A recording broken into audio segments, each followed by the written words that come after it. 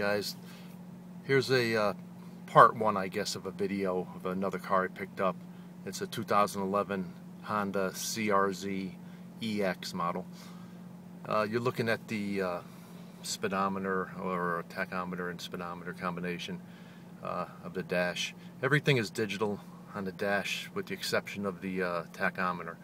You can see the zero. The car's idling right now. You can see the zero. That's all electronic. That's just for the speedometer. You can see the blue. That changes color depending on how hard you're driving the car. If you're accelerating hard, it'll change to red to let you know you're not getting good gas mileage. Green is the economy mode. So the colors are constantly changing to let you know. And I'll show you a feature on this. Here's these three buttons here on the left. You see Sport, Normal, and Economy. Press the Sport mode, it puts it into the performance operation, adds more power, electric assist from the electric motor and battery to give you a faster acceleration. It tightens the steering and changes some other vehicle dynamics of the car. Normal is just that, just for normal driving. And then this green one here is Economy. What that does, it'll slow down the climate control system. If you come to a stop at a stoplight, it'll shut the motor off, and then it'll restart it instantly as you accelerate away to save gas. If you use that on a highway, a lot of people get 50, 55 miles to the gallon. I have the CVT transmission, which it mimics a 7-speed artificially. So that one's rated at 35 highway and 35 city and 39 highway. So it's really good.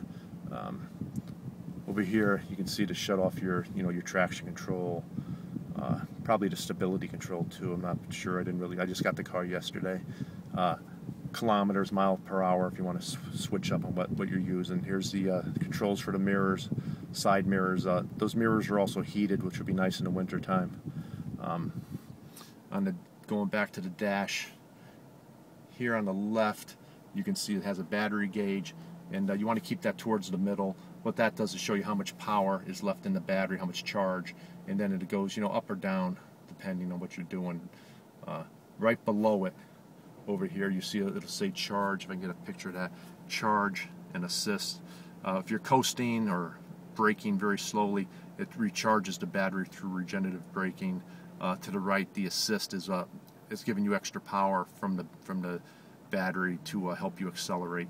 Below that's the gear selector, and you can see to the right of the gears where reverse is, you can see in green it says normal. So I have it in normal. That's one of the three buttons I just showed you previous. It defaults to normal every time you restart the car, no matter what you had it in previous. If you had it in sport mode, when you restart it, it'll go to normal. You can change that through some customizable settings on this car. Everything is customizable. And over here on the right, there's your fuel. Here's your fuel gauge. Below that is it's showing you basically your average miles, per gallon. There's also another light that'll show you the exact miles per gallon you're getting. Below that is the outside temperature. It's 92 degrees. Woo! It's hot today. And the air conditioning is working really well, so that's a blessing. Over here on the shifter, you see the positive mark, the plus mark right here. That's paddle shifters, and of course you have the negative, so you shift up and down, and it'll mimic a manual transmission. Cruise control right there. Below that, these buttons here, information buttons, and you also to customize the settings, as I told you before.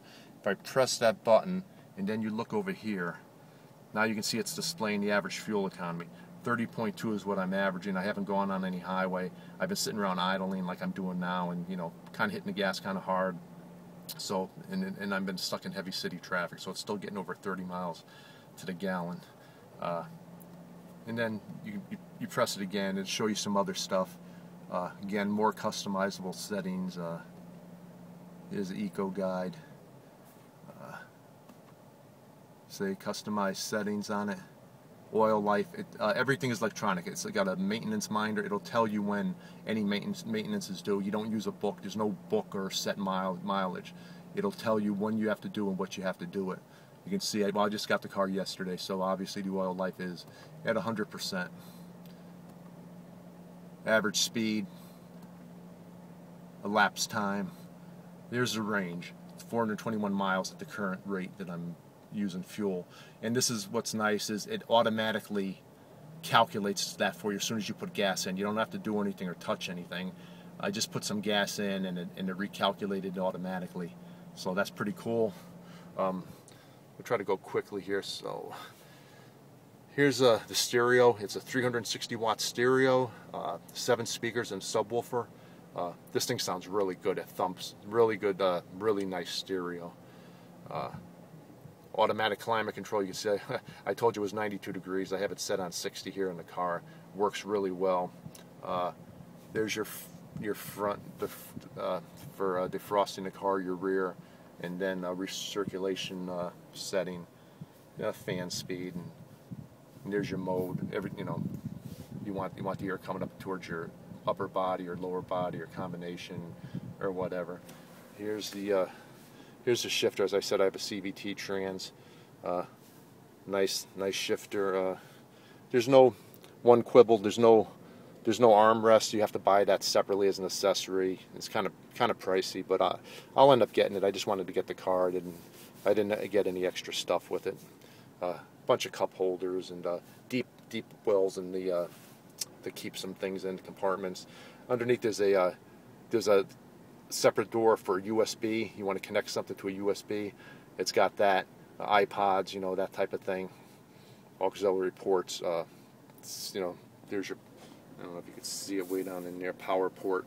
And just above that's a compartment for the USB. You could hide your stuff away and whatever, your iPods. Underneath, as I'm looking at this, you see the racing pedals. Nice touch. Nice touch on that. What else?